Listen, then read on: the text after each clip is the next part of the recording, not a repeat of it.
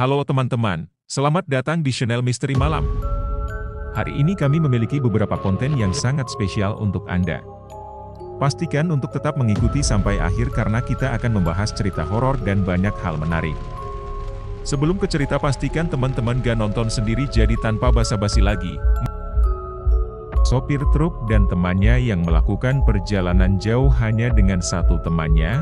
Pada tengah malam, Rudy dan Andre harus mengantarkan paket dengan truk melewati hutan. Jalanan yang gelap dan sepi membuat suasana semakin mencekam. Saat Rudy pertama kali memasuki hutan, dia melihat bayangan mirip manusia di pinggir jalan. Dia mengabaikannya, mengira itu hanya ilusi mata. Lelah, namun, di hutan berikutnya, bayangan itu muncul lagi. Kali ini sosok mirip wanita berlumuran darah mendekat. Andre yang mengantuk kaget dan Rudy berteriak ketakutan. Andre memaksa membuka matanya. Namun yang terlihat hanyalah kegelapan di luar jendela. Mereka bergerak maju dengan hati-hati. Tak lama kemudian, ban belakangku tiba-tiba kempes. Rudy menghentikan truk dan mereka keluar untuk mengganti ban. Dalam kegelapan, Rudy dan Andre merasakan ada yang mengawasi dari balik pohon. Erangan kesakitan terdengar samar-samar. Aku sedang buru-buru mengganti ban. Maka aku segera melanjutkan perjalanan. Namun, setelah beberapa ratus meter, truk tersebut mogok total dan tidak dapat dihidupkan. Kemudian saya melihat seorang wanita berambut panjang tersandung ke arah truk dari depan. Mereka terjebak di dalam truk yang mogok saat rasa takut mengambil alih dan sesosok menakutkan mendekat. Pengalaman traumatis malam yang menegangkan dan menakutkan di tengah hutan dengan rahasia mengerikan. Rudy dan Andre tetap diam di dalam truk, berharap pemandangan mengerikan itu hanya ilusi. Namun, seorang wanita dengan rambut panjang berlumuran darah datang tertatih-tatih ke arahku. Tiba-tiba, ketika wanita itu hanya berjarak beberapa meter dari truk, mesin truk kembali menyala dengan sendirinya. Rudy dan Andre terkejut luar biasa, namun tanpa membuang waktu, Rudy langsung tancap gas dan truk pun melaju meninggalkan tempat menakutkan itu. Mereka melihat ke kaca spion dan tidak percaya dengan apa yang mereka lihat. Wanita menakutkan itu hilang dalam sekejap, seolah-olah dia menghilang ke dalam kegelapan malam. Meski gemetar dan masih ketakutan, mereka bersyukur bisa lolos. Namun sepertinya petualangan menakutkan itu belum berakhir. Setelah berkendara beberapa kilometer, mereka menyadari bahwa truk itu mengitari tempat yang sama, seolah terjebak dalam lingkaran sihir tak kasat mata di dalam hutan. Pepohonan mulai terlihat tak bergerak maju, jalanannya terlihat sama tidak peduli kapanpun Anda melewatinya. Mereka mulai khawatir ada makhluk gaib lain yang mengintai di kegelapan hutan. Khawatir, mereka pergi, berharap bisa melarikan diri dari lingkaran hutan misterius sebelum sesuatu yang lebih buruk terjadi. Di tengah hutan melingkar tersebut, situasi Rudy dan Andre semakin mencekam. Jalan besar yang mereka lewati lambat laun menyempit dan menjadi jalan kecil. Pepohonan semakin mendekat dan seolah menghalangi jalanku. Lampu depan truk mulai redup, membuat jarak pandang menjadi sulit di kegelapan malam. Rudy takut mengemudikan truk secara perlahan dan khawatir akan menabrak pohon atau terjatuh ke jurang karena tidak ada lampu. Tiba-tiba, lampu truk melihat persimpangan 4 jalur jauh di depan. Rudy dan Andre berjalan-jalan, tidak tahu harus kemana. Silakan ke kiri, kata Andre. Suaranya bergetar. Rudy mengangguk dan membelokkan truk ke kiri. Mereka melanjutkan perjalanan menakutkan mereka. Berharap ini adalah jalan keluar dari lingkaran hutan misterius ini. Jalan semakin sempit dan curam. Sesekali terdengar suara dahan patah terinjak ban truk besar. Keheningan itu memekakkan telinga. Andre dengan cemas memegangi ranselnya, bersiap menghadapi kemungkinan terburuk. Tiba-tiba, mereka melihat sebuah gerbang kayu besar dan kokoh di depan mereka, namun tertutup rapat. Saat Lugit mencoba mengerem, tiba-tiba ban truk tergelincir akibat jalan berlumpur. Truk itu tergelincir.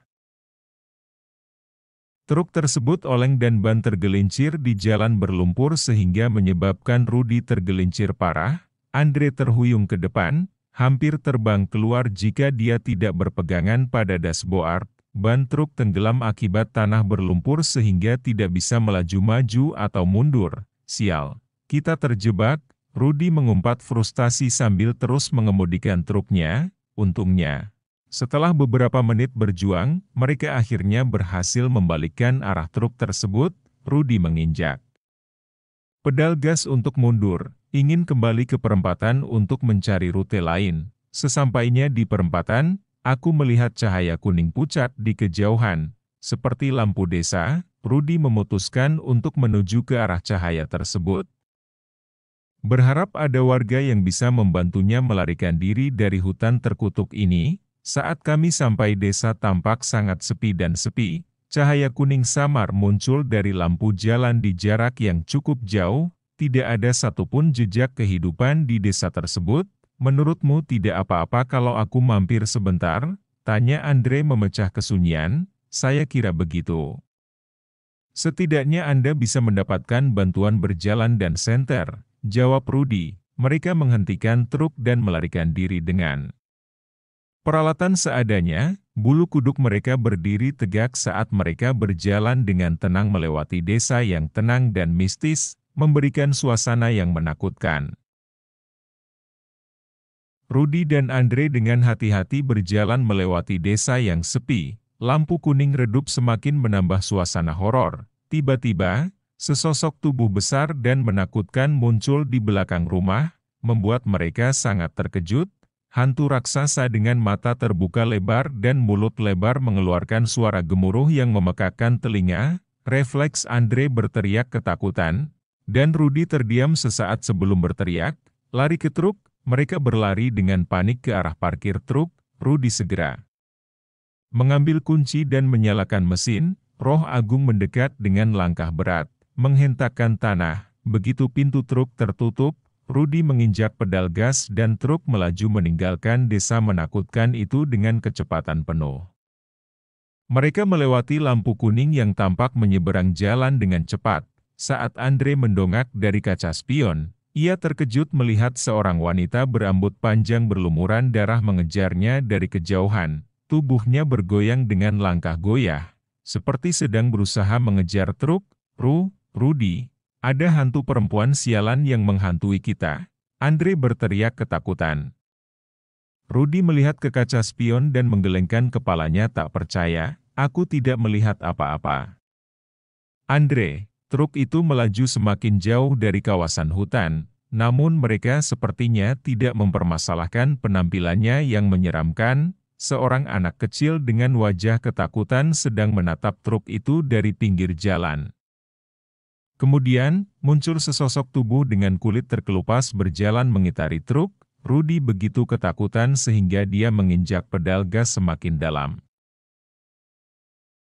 Keadaan menjadi lebih buruk bagi Rudy dan Andre di hutan terkutuk. Truk tersebut tampak masih berputar-putar di area yang sama, meski dengan kecepatan terlalu tinggi. Seolah-olah ada kekuatan supernatural yang tidak mengizinkannya meninggalkan lingkaran hutan. Yang menambah ketakutan mereka adalah tidak ada sinyal sama sekali di ponsel mereka.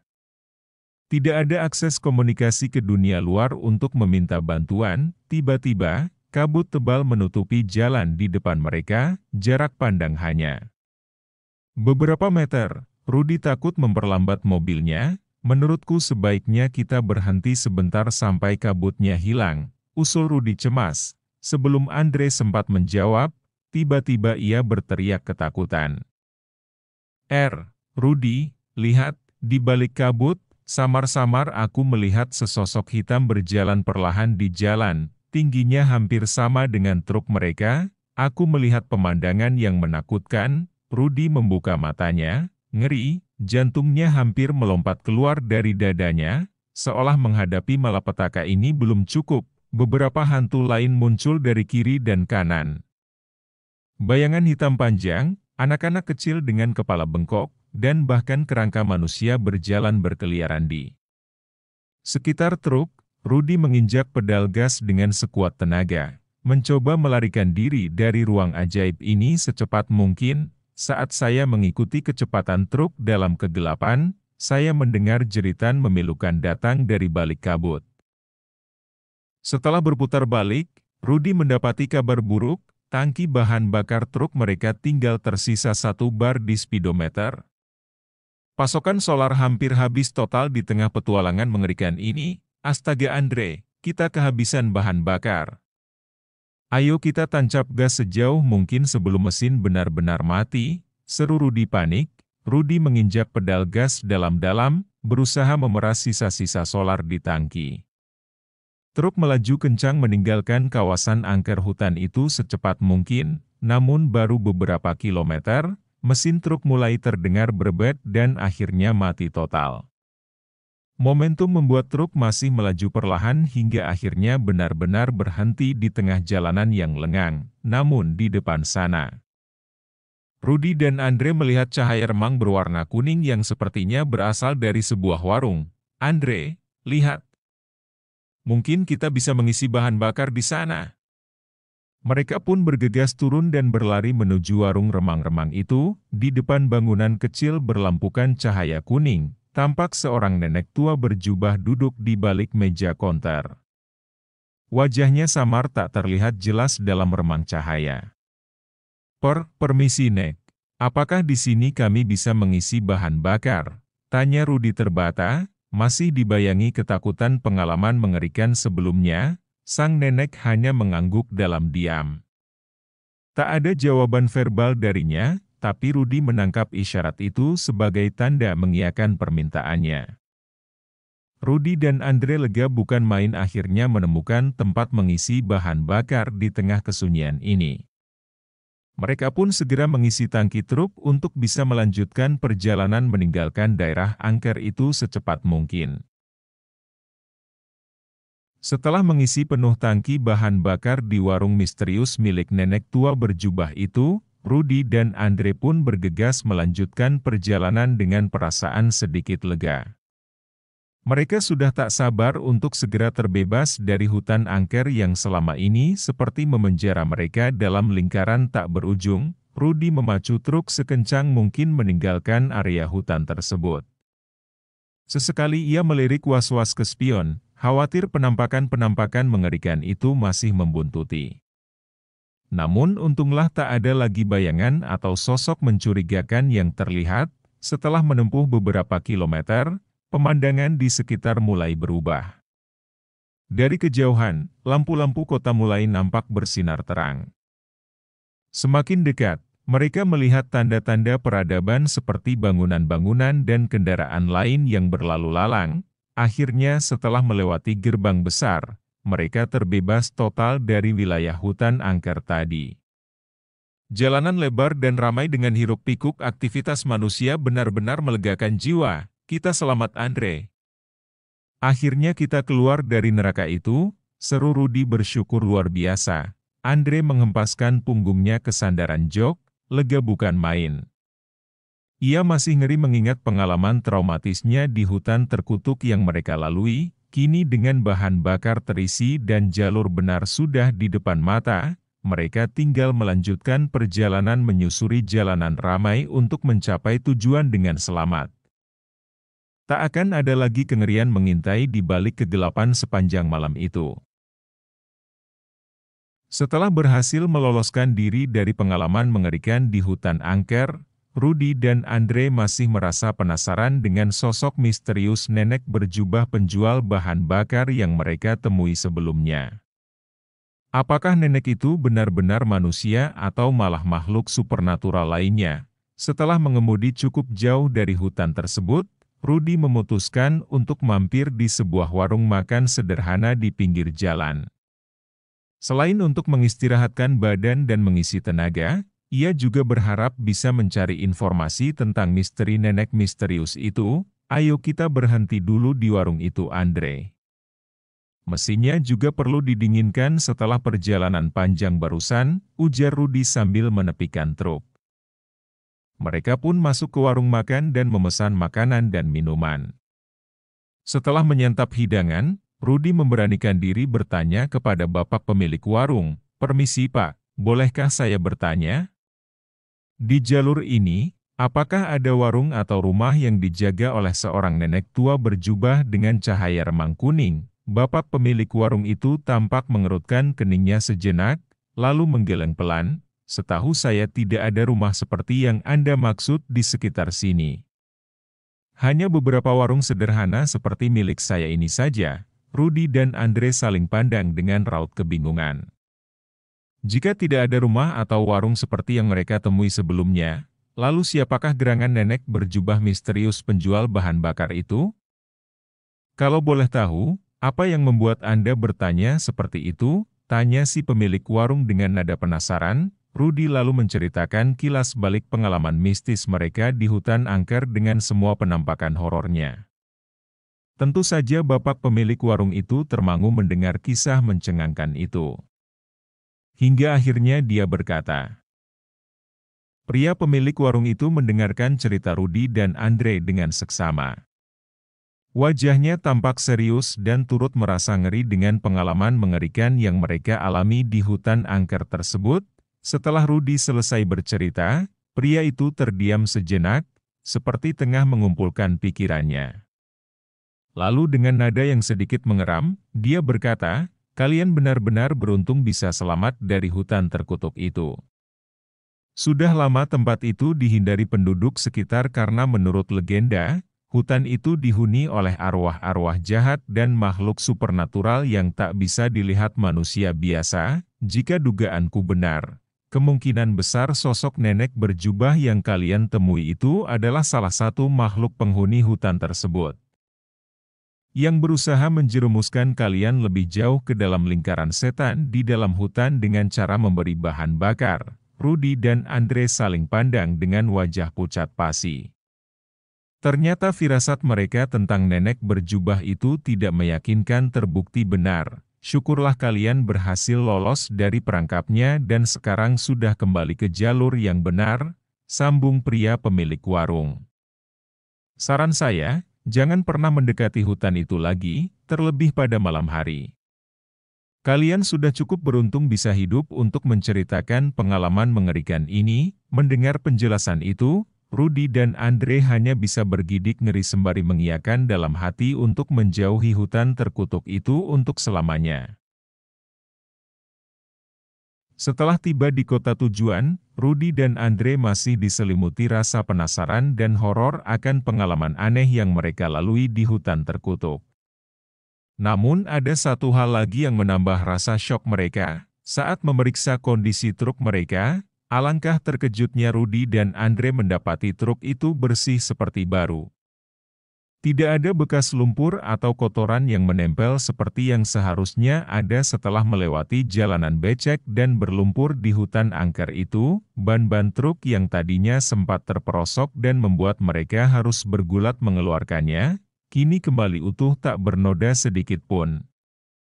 Seperti tak pernah menginjak kawasan berlumpur sebelumnya. "Rudi, lihat ini. Ban truk kita bersih. Tidak kempes atau berlumpur sama sekali. Padahal tadi kan." Andre tergagap, tak sanggup meneruskan kalimatnya karena terlampau syok. Rudi memeriksa sekujur truk berkali-kali. Tidak ada satupun bekas lumpur, goresan, atau tanda-tanda bila truk ini baru saja mengalami petualangan mengerikan seperti yang mereka alami sebelumnya. Ini benar-benar tidak masuk akal. Bagaimana mungkin truk ini kembali bersih seperti semula? Seperti kejadian di hutan tadi hanya mimpi buruk belaka. Gumam Rudi tak percaya. Mereka lalu mencari sesuatu yang mungkin bisa membuktikan bahwa pengalaman di hutan terkutuk itu nyata. Namun yang mereka temukan hanyalah peralatan dan barang bawaan mereka yang sama persis seperti sebelum keberangkatan. Tak ada yang kurang atau berubah sedikit pun. Kebingungan dan ketakutan bercampur menjadi satu di benak Rudi dan Andre. Apakah semua penampakan mengerikan, kegelapan dan teror yang mereka alami di hutan angker itu hanyalah delusi belaka? Atau memang itulah kenyataan pahit bahwa mereka telah melewati dimensi lain yang tak masuk akal? Rudi dan Andre bahkan hampir meragukan pengalaman mereka sendiri. Sampai akhirnya mereka sepakat untuk segera melupakan peristiwa aneh dan menyeramkan itu dan fokus mengantarkan kiriman barang. Berharap tak pernah lagi menginjak. Sesampainya di lokasi pengiriman, Rudy dan Andre disambut dengan raut wajah heran dari atasannya. Sang bos tampak kebingungan melihat mereka sudah tiba padahal waktu masih sangat dini. Kalian kok cepat sekali sampainya? Padahal estimasi waktu tempuh dari kota seharusnya sekitar 4-5 jam perjalanan, ujar si bos dengan nada penuh tanya. Rudy dan Andre hanya saling pandang dengan wajah masih pucat. Mereka masih terlalu syok untuk bercerita tentang pengalaman horor mereka di hutan terkutuk tersebut. Ya begitulah Pak. Jalanan sepi jadi lancar saja perjalanannya, jawab Rudy mengiba. Atasannya mengerutkan kening, masih merasa ada yang janggal. Tapi bukankah malam hari seperti ini harusnya justru lebih berisiko dan berbahaya? Kalian tidak mengalami insiden apapun di jalan? Andre menelan ludah. Haruskah mereka menceritakan kilas balik peristiwa supernatural yang mereka alami? Melihat tampang pucatnya, bisa dipastikan atasan mereka akan menganggap keduanya mengalami gangguan jiwa atau gila jika bercerita. Tidak ada insiden apapun Pak. Jalanan mulus kok dari awal sampai akhir. Kilah Rudy dengan senyum dipaksakan, sang atasan menggeleng-gelengkan kepalanya, masih merasa ada yang disembunyikan. Namun dia tidak terlalu ambil pusing dan memutuskan untuk tidak terlalu memaksa. Ya sudahlah, yang penting kiriman barang selamat sampai. Kalian beristirahatlah dulu, masih ada jadwal pengiriman besok pagi. Rudy dan Andre mengangguk lega. Mereka benar-benar tidak berminat bercerita tentang tragedi hutan terkutuk itu karena pasti akan dianggap mengada-ada atau gila. Pengalaman supranatural mengerikan itu lebih baik dipendam saja dalam-dalam. Setelah menyelesaikan urusan pengiriman, mereka pun beristirahat sambil berharap bisa melupakan mimpi buruk itu dan kembali ke rutinitas normal seperti biasa. Meski di lubuk hati paling dalam, mereka tetap tidak bisa menghilangkan kengerian atas peristiwa aneh di hutan terkutuk yang tampak begitu nyata. Sebuah rahasia Mi.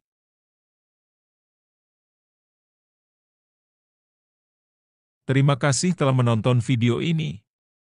Jangan lupa untuk like, share, dan subscribe untuk konten lebih lanjut. Berikan komentar di bawah untuk memberikan masukan atau saran. Sampai jumpa di video berikutnya. Terima kasih atas dukungan Anda.